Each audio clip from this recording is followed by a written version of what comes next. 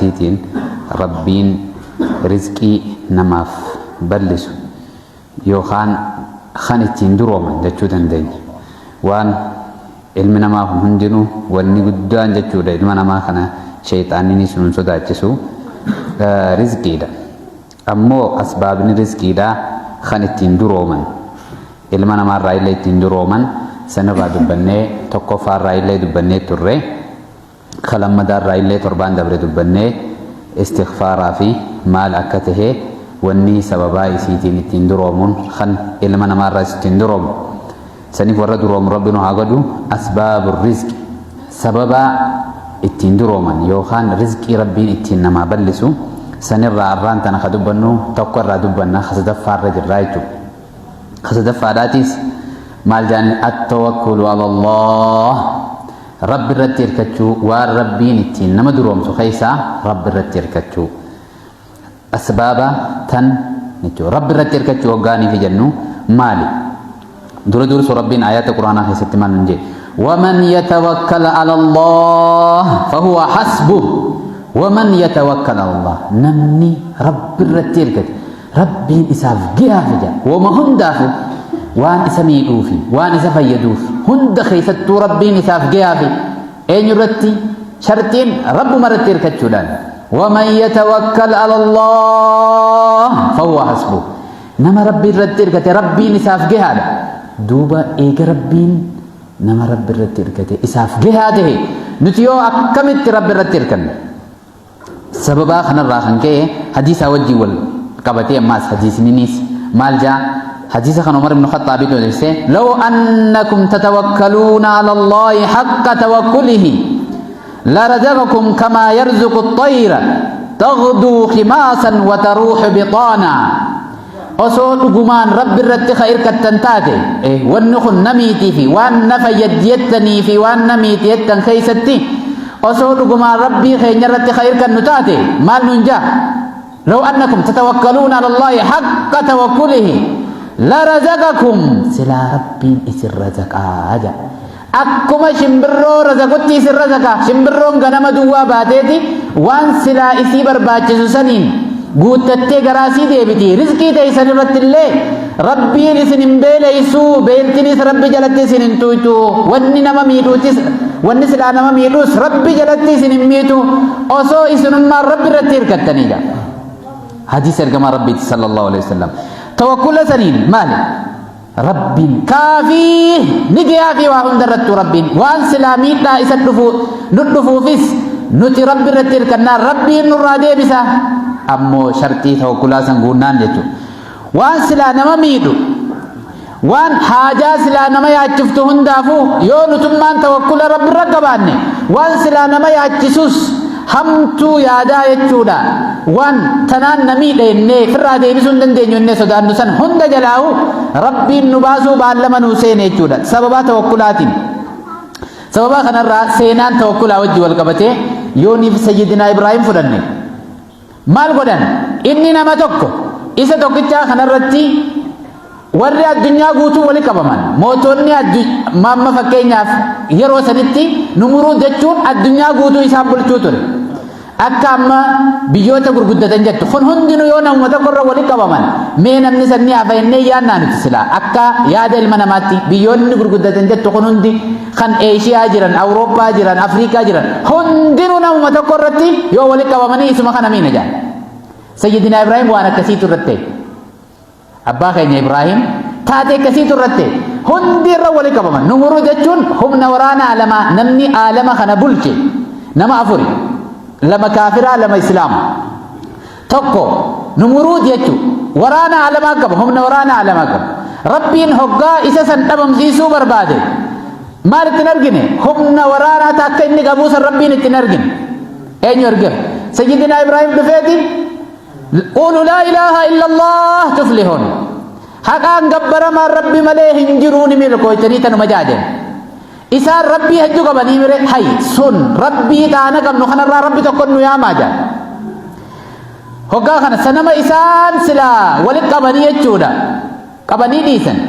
خيتي قخدي متان ندق بجي انجزيني بيسان بلا ديمن hoggaa isan isa bira dhiisanii qotan ni dhukkuba jaanii ka'ee ciccire qottoon ciccireeti qottoo guddaa sanarra suuqee dhiise hoggaa dhufan eenyuutu akkana godhe jaanii sanama rabbii keenya eenyu akkana jedhan isuma gaafadhaa kaajeen rabbii hojjanii gabbartanii kan rabbii nama kana godhu aboo nutummaan hokkam taane jaan kana kafirraa waa dhorkuu hin dandeenya kana rabbii endee gabbarraa jaanii hamma isaanummaan uf keessa deebi'an takkat isuma gaafadhaa jaanii ahaa jaan amma beeyneeti siitu akkana godhe kam jaan amma namichi kun asiinuun taa'u jaan wanna keenya kanaas waa rabbii keenya kanaas nu wajjin gabbaru jaan daar wanni rabbii gadi hundinuu daaraadha jechuudha waa takka faayidaan qabu miidhaadhaas hin qabdu ifii siitiin jechuudha yoo idinii rabbiitiin taate malee faayidaas hin qabdu yoo idinii rabbiitii wajjin taate malee akkam goona jaan amma sayyidinaa Ibraahim nama tokko maal walitti qabaniif ibidda walitti qabaniif ibidda culuulleen gubbaa dabruu hin dandeenye culuullee samii irra deemtu buusu kana walitti qabaniiti ibiddi jechuudha hoggaa shidan baatiin eega ibidda shidanii hoggaa sayyidinaa Ibraahim itti darbinu akkamitti itti darbina jaan ooguma ibiddaa sanittuu dhiyaachuu hin dandeenye ibidduma kanattu akkamitti darbina gommoo waan jechuudha halaala itti darbaniin san fuudhaniiti saniin ibidda keessatti itti darban hoggaa darban maal godhe hasbi allahu wa ni'mal wakiil jechu sayyidina Ibraahim hasbi allahu wa ni'mal wakiil giyaan kiyya hasbi allah jechuun bar naaf giha daje hasbi allah naaf giya wama hunda waan sharrii silaa isaan nan yaadanii wama kana hundaafu ibidda isaan itti darban kana hundaafu eenyuun naaf geeje hasbi allah wa ni'mal wakiil hoggaa inni hasbi allah wa ni'mal wakiil je ibiddi isaan xuupheeysanii hidhanii keessa darban maal godhe sayyidina Ibraahim haada isaan hidhanii san qofa irraa mureechu rabbiin malaayikaa fi waan adda addaa ergeef maal jeen sayyidina Ibraahim ammoo yoo rabbi irraa taate waan rabbiin itti see dalagdeen yoo ammoo sirraa taate gargaarsan barbaadu jeen nam takka irraa illee eenyuun naaf ga'a rabbii kiyyaan naaf ga'a jeen hasbi allah jechuun rabbiin naaf ga'a jechuu bar waa hunda kiyyaafu rabbiin naa ga'a hasbi allah wa ni'mal wakiil hoggaa inni akkas jahu ibiddi san irraa darbe amma waan kanarratti tawakkulli isaa guutuun eenyurratti hogguma amrii san itti ka'u numuruud afaan dhaabbachuu eegaleehu humna khaaliqaa abdateeti malee humna isaa abdateeti miti jechuudha ilmi namaa dadhabaadha gaafa khaaliqni namaa wajjin jiraate wanni takka addunyaan guutuu yoo walitti qabamtee biyyuma ta'e san miina suma miina yoo jaan tokko si miidhuu hin dandeenya yoo miidhaatee duraan dabarse malee kanarraa ergamaan rabbii sallallahu alaihi wasallamii hadiisa keessatti ibnu abbaasiin maal jeen yaa gulaam jeen wayin si barsiisaan irraa qabadhu jeen beeki jeen i'lam jeen law anna الدنيا كلها اجتمعت عليك أصوني في دنيا الرا والنجر هندي يجولا هندي ولك بمن أمن دنيا الرجل هم نكبن هندا وجين ميتا كبن هندا وجين ولك بمن سمي نجاني يوم ميتا تيسر ربين هند برسن سمي دون دياني تنكبت بجين يو أماس أكسمتي هندي ساني ولك بمني سفي النجام فايدات تيسن ولك بمن ساني سن sifayadan je yo rabbiin duraan dabarse malee waa takka sifayaduu sin dandeeyanii qabadhu jeen kun qalamninis goggoge waan duraan dabare jechuudha barreeffamee dabran kanarratti tawakkula dhugaadhaasan namni rabbi irratti qabaate wanni takka muutu sayyidina Ibraahim ibidda san keessa darbuudhaa wajjin ibiddi bikka silaa nama gubuuti bikka nama xiqqeessuuti achuma keessa rabbiin jiruu jannataa jiraachise nyaataan takkaa duniyaa irratti nyaatin bultii 40 ibidda san keessa jiraate nyaataan takkaa jannata duniyaa irratti nyaatin rabbiin na nyaachise achi keessatti nyaata jannataa bultii 40 san achi keessatti ibiddi bikka silaa alaakaa bikka nama gubuu bikka dhabamsiisuuti rabbiin achi keessatti isa jiraachiseeti isa ol qabe numuruudoo humna waraana aalamaa qabaachuu wajjin aalama guutuu isaa bulchuu ture isa maal godhe humna waraana aalamaa ta'e inni qabu sanii wajjiini rabbiin isa xiqqeesse maal ergeefi bookee sagaraa keessaatitti ergee bookeedhaan bookeen as keessa seentee goflaa takko qofa keessa cabsite bookee kasaniini isa dhabamsiise maal hoggaa dhabamsiisuu barbaade rabbiin maal hin ergineef humna waraana namni humna waraana aalamaa qabna humna waraana aalamaa itti fidaan jenne garuu rabbiin bookee ergeeti tuffii isaa jechuu bookeedhaan isa dhabamsiise warri duraan rabbi jee isaa sujuudu hundinuu funyaanuma duraan isaa gas sujuudinii turan san keessa dhiitaa hundinuu akka seenan godhe jechuudha فرا بوخن خيسا بود دي خوتا متا خيسا نديتا جي فرا فول مسا خدران سا سجودو ترم فول سن كيسا كديتا ربين وديچو خب ورمان دران سا سجودو تون غرب ودا جو گاجين كمان موجين كينيا جين كم يكم تانا جام فرا متو مخنا يور راجي جيريو جان خزيكي ات فرا متو مان كنو چنكي هوغا متا رادربان خوتيچو لال اذا خمنا انك ابو وجين وان سلا اني عبدت سني وجين ربي اساتك كيسه انغو غدو انك ابو سن كيسه ربي اساتك كيسه خنو لا فيل انك ابو هم ناس انكبو نمدك اتش خيس ربي نسا قدسه اسا والقبر اسا والفول خنو اكنن والنسلا جبنا جاني لالو ون علمنا ما لالو جبنا افكيس ان قبدو يو جبنا خالقات ملي سنو ما خيس ربي نمدك كيس اكن مرود هم نورانا عالم خيس ربي نساتك كيسه اسا سلبسه بو خيدان سدبمسيس سيدنا ابراهيم يولالته لا فادا ددبنا بك ددبنا بك لاقنا سن كيسه ربين isa ol fuudhe mataa ol qabachiise isaaf jechuu aqibaa godhe kana qofaa miti seenaan tawakkula dhugaadhaa nuti yooniif rabbi rakkabaanne rabbii waan nuti sodaannu hunda jalaa nu baasa waan nuti feenu hundaahu rabbiin nuuf kanna dura ammoo qalbii teenya keessa sodaa'u makhluuqaa bahuu dhagamti wanni takkalleen jechuudha addunyaan guutuu yoo walitti qabamte si miinettee miidhaa ta'e yoo duraan rabbii walitti qabama isaanii saniin dabarse malee namiidhuu hin danda'anii أما اسمع جانا حديث براك ذكر كما ربي صلى الله عليه وسلم لا يسلط على ابن آدم إلا ما خاف منه إلما آدم خنجان وما إني صدات ربي نرسلتيتو متى قبادا إرقى تفقيتو أتوان تكو صدانا وما سنيتو مارس قدا بلاس الراباسا وما إني صداتيتو إسمي ديتو وانا مو صداسي سخيسا جر سميتو بيح قاف صدا ويس غير دربي والسني سميرو ديم خصدات مرب مقفا واني تكلن نماميدون دنديسو يوني في اذن ربي توجين تادملي اماس واني تكن مفيدون دنديسو يو اذن ربي توجين تادملي قصه سيدنا موسى تنان غبابسن سيدنا موسى نس مال فرعون ايتو امله جسان نسايتو جسد نساء ريف كسا امله جبس خيسجر achi keessatti ifdaadachuu ture yaa haman fooqii hanga jiyaatti na maali hanga duumeysaan na ol jaaraadha kheetiin rabbuma keessan sanuu dhabamsiisaa jeeti nama dhaadachuu ture jechuudha ani rabbii keessan olaanaadha jee nama dhaadachuu ture hoggaanii fi halkan garaan qabe garaa yaase yaa rabbi jee halkan ka'ee daaraa keessa gangalateeti yaa rabbi maaliin godhu jira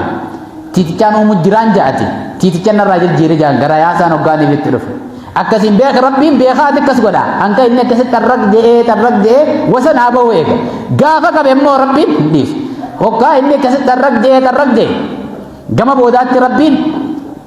inni waraana miliyoona nama qabu jechuudha gaafa sanitti firaa'uuna jechuun nama waraana miliyoona gaafa sanitti qabu